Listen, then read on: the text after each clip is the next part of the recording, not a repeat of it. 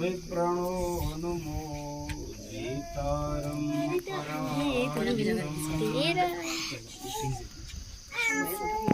यावत् स्वस्थमिदं शरीरमरुजं यावज्जरादुरतो यावश्चेन्द्रियशक्ति प्रतिहता नायुत्सयो नायुषः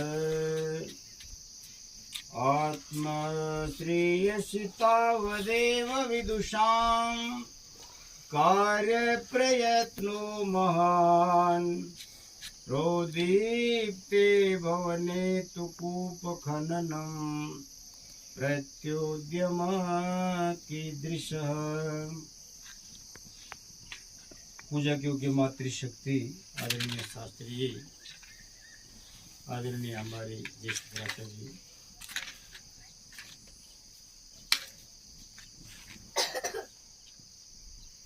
ये जो हम यज्ञ कर्म करते हैं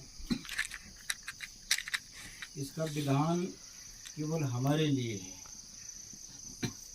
ऋषिदयानंद जी महाराज के किसी ग्रंथ में आपको ये शिक्षा नहीं है कि हम मृतकों के लिए शांति के लिए याचना करें। इन्होंने कई विद्वानों से भी कहा है, क्योंकि उन्होंने लिखा कि भस्मांतम शरीर, जब शरीर भस्म हो जाता है तो उसके अलावा इसके लिए कोई क्रिया शेष नहीं है। तो प्रश्न उपस्थित होता है कि हम ये क्यों करते हैं। तो इसका उत्तर यह है कि एक तो यज्ञ करना हमारा नैतिक कर्तव्य है। पंच यज्ञ हमारे लिए हैं। सबसे पहले संध्या, ब्रह्म यज्ञ, फिर देव यज्ञ जो आपने किया है, उसके बाद पितृयज्ञ, अतिथि यज्ञ और बलि वैश्वदी यज्ञ। तो ये एक तो हमारा ये नैतिक कर्म है। और दूसरा ये है कि जब हमारे माता पिता या परिवार के कोई संबंधी गुजर जाते हैं, हमारे से बिछुड़ जाते हैं, तो हमें सांसारिक माया के वशीभूत होकर के वियोग होता है, कष्ट होता है। जब जब उनकी स्मृति आएगी तो हमें याद आती है। तो उस दुख को थोड़ा सा कम करने के लिए हम परमात्मा की शरण में जाते हैं। ये इसका जो सबसे वैज्ञानिक विधान है वो ये है। ये हमारी परंपरा है। हमारे माता पिता थे, उनके भी माता पिता रहे होंगे, आगे ये श्रृंखला चलती आ रही है। तो हमें मानसिक शांति मिलती है। खास करके जो हम पीढ़ी हैं, उनके बच्चे हैं, आगे नए नए बच्चों को जिनको पता है, जिन्होंने देखा नहीं है, इतनी प्रीति उनके अंदर नहीं होती। लेकिन जो सीधा जिनका संपर्क है बच्चों से माता पिता का, उनको अवश्य किसी न किसी रूप में क्लेश होता है, चाहे भाई बहन है, क्योंकि रक्त का संबंध है। किसी भाई को कष्ट होता है, चाहे किसी भी व्यवहार हो, लेकिन उस भाइयों में आपस में उसको निश्चित रूप से मानसिक रूप से कष्ट होता है। तो उसकी निवृत्ति के लिए हम ये यज्ञ करते हैं। उपनिषदकारों ने लिखा, एतेषु भ्राजमानेषु, अर्थात जो ये अग्नि की प्रज्वलित दपटे हैं, इसमें जो हम आहुतियाँ देते हैं, इस अग्नि की 7 जीवा होती है। काली कराली च मनोजवाता सुहेल सुहोलिता च सुधूम्र वर्णा। ये इसकी 7 जीवाएं हैं जो भवन करते हैं। सबसे पहली जो इसकी जीवा होती है अग्नि की लपट, उसको बोलते हैं काली। दूसरी का नाम है कराली। मनोजवाचा, जो मन के समान वेगवान है। सुलोहिता, जो लोहित यानी अग्नि वर्ण का, सोने के समान जो चमकदार है, जो आप देख रहे हैं। सुधूम्र वर्णा, और धूम्र जो मिश्रित है। तो ये जो अग्नि की 7 जीवाएं हैं, इनमें जब मनुष्य यथा समय एतेषु यश्चरते भ्राजमानेषु यथा कालम तावतो याददायन। उपनिषद का ऋषि कहते हैं, मुंडक उपनिषद के, कि यथा समय जो मनुष्य विधि पूर्वक अग्नि की 7 जीवों में आहुतियां डालता है, तो ये आहुतियां उसको सीधे ब्रह्मलोक में ले जाती हैं। इसका मतलब क्या है कि यज्ञ कर्म यदि आप करते हो तो ये हाथी के पंजे के समान है। जैसे हाथी के पंजे में सबके पंजे आ जाते हैं। अगर आपने हवन कर लिया है तो ये ब्रह्मलोक का मतलब है कि उस मनुष्य की मुक्ति हो जाती है। गीता में लिखा कि अन्नात् भवन्ति भूतानि पर्जन्यात् अन्न संभवः तस्मात् सर्वगतम ब्रह्मम नित्यम यज्ञ प्रतिष्ठितम। जो आहुति देते हैं उससे वाष्प बनता है, वाष्प से बादल बनते हैं, बादलों से वर्षा होती है, वर्षा से अन्न आदि औषधियाँ होती हैं। उसको ग्रहण करके हम सब लोगों का जीवन, संसार के सब प्राणियों का निर्वाह होता है। और तब कहा कि भाई तस्मात् सर्वगतम ब्रह्म नित्यम यज्ञ प्रतिष्ठितम। परमपिता परमात्मा यज्ञ में हमेशा विराजमान रहते, उपस्थित रहते। और इसीलिए महर्षि याज्ञवल्क्य ने कहा कि यज्ञ हुए श्रेष्ठतम कर्म। संसार में यज्ञ से बढ़कर के कोई श्रेष्ठ कर्म नहीं है। जितना उपकार आप हवन के द्वारा संसार के प्राणियों का कर सकेंगे, इतना अन्य किसी कर्म के द्वारा नहीं किया जा सकता है।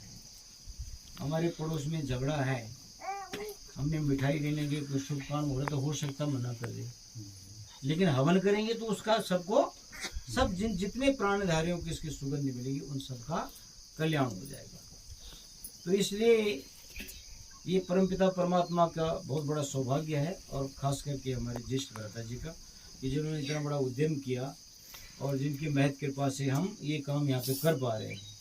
घर पे भी करते थे, पर जो विधि विधान से और यहाँ पर हमने एक वेदी बना करके विस्तार से और पूरे नियम के साथ काम को करते हैं, तो इस सब का तो जितना भी जो हमारे को प्रतिफल प्राप्त होता है, ये सब उनकी परिश्रम, त्याग और पुरुषार्थ जो उन्होंने किया, उसके परिणाम स्वरूप हमें ये प्राप्ति हो रही है।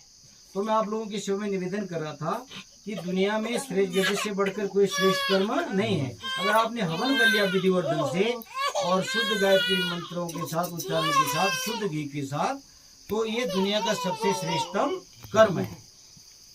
मैंने अभी महर्षि वाल्मीकि की रामायण पढ़ी, 1.5 महीना लगा पूरा संस्कृत में। तो कमाल की बात है। देखो, राजा दशरथ की यज्ञशाला, राजा जनक की यज्ञशाला, विश्वामित्र मुनि की यज्ञशाला, महर्षि मुनि अगस्त्य की यज्ञशाला, भरद्वाज मुनि की यज्ञशाला, अत्रि ऋषि की यज्ञशाला, यानी टोटल यज्ञशालाओं का वर्णन है। मंदिरों का वर्णन कहीं नहीं है। आप अभी नेट पे पढ़े लिखे बच्चे खोल के देखोगे 3000 वर्ष से मंदिर बने हुए, केवल 3000। और सृष्टि को तो कितने हो गए? करोड़, 1 अरब 97 करोड़, 8 लाख और 53,125 वर्ष। इसमें थोड़ा बहुत गड़बड़ जो भी हो, और ज्योतिष के हिसाब से ये है। तो इतनी सृष्टि को बने हुए और मंदिर को कितने हुए? केवल 3000 वर्ष। लेकिन जो रामायण में लिखा गया है उसका काल लगभग 9 लाख वर्ष के लगभग है। तो उसको जब मैंने पूरा पढ़ा तो कमाल की बात है। कौशल्या सुप्रजा राम पूर्व संध्या प्रवर्तते उत्तिष्ठ नर सर्वदूल कर्तव्यम दैवानिकम। ये राम लक्ष्मण को सवेरा हो गया, विश्वामित्र मुनि कह रहे हैं, और स्नान आदि से निवृत्त होकर संध्या हवन की तैयारी करो। तो मैं आपको इसलिए बताना चाहता हूँ कि ये जो यज्ञ हमारी भारत भूमि है, ये यज्ञमय भूमि है। यहाँ पर बड़े बड़े यज्ञ हुए हैं और सब जितने भी हमारे ऋषि मुनि थे, विद्वान थे, सब का ये नित्य नैमित्तिक कर्म था यज्ञ करना। और जो मनुष्य इसको करता है उस पर सुखों की दृष्टि निश्चित रूप से होती है। परमात्मा से उसका जुड़ा हो जाता है। भगवान से जो जुड़ा हुआ है, दुख सुख तो सबके जीवन में है।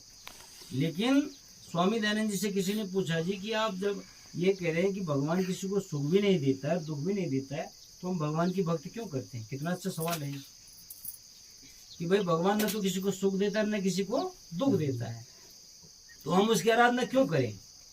तो उन्होंने कहा कि देखो, भगवान की आराधना करने से मनुष्य में इतनी शक्ति अंदर से आ जाती है कि पहाड़ के समान भी अगर हमारे सामने दुख है तो वो भी हम बड़े आराम से उससे पार हो जाएंगे। उसका तो इसलिए ये हमारे पूर्वजों का भी सौभाग्य है जिन्होंने हमें ये रास्ता दिखाया। लोग जगह जगह देखो बकरियां मारने के लिए आ रहे हैं, जानवरों की हत्याएं कर रहे हैं, जगह जगह आकर के जी हमारा पूजन हो रहा है, जगह जगह उल्टे सुलटे काम कर रहे हैं। लेकिन हमारे ऊपर उस भगवान की, ऋषि दयानंद जी महाराज की, आर्य समाज का तो कितना बड़ा हमारे ऊपर ऋण है कि हम उस कर्म को कर रहे हैं कि जिस कर्म को ऋषियों ने कहा और ब्राह्मणों ने, विद्वानों ने जो श्रेष्ठ कर्म बतलाया उसके माध्यम से भगवान की उपासना कर रहे हैं।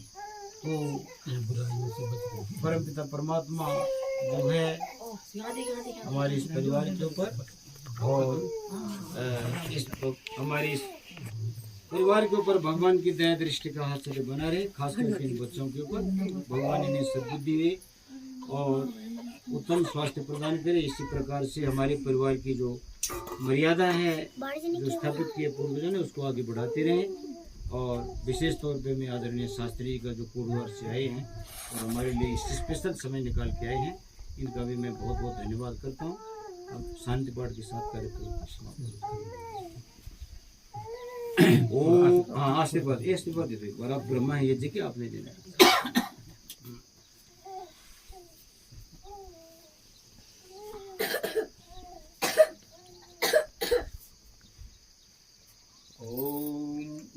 भ्रष्टेन देवान् यज्ञेन बोधय आयु प्राणं प्रजां पशुं कीर्तिं यजमानं ओम सत्याः सन्तु यजमानस्य कामः ओम सफलाः सन्तु यजमानस्य कामः ओम पूर्णाः सन्तु यजमानस्य कामः।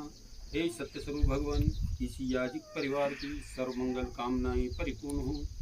ओम सौभाग्यमस्तु, ओम शुभम भवतु, ओम सौभाग्यमस्तु, ओम शुभम भवतु, ओम सौभाग्यमस्तु, ओम शुभम भवतु, ओम स्वस्ति स्वस्ति स्वस्ति। ओम तचक्षुर्देव हितं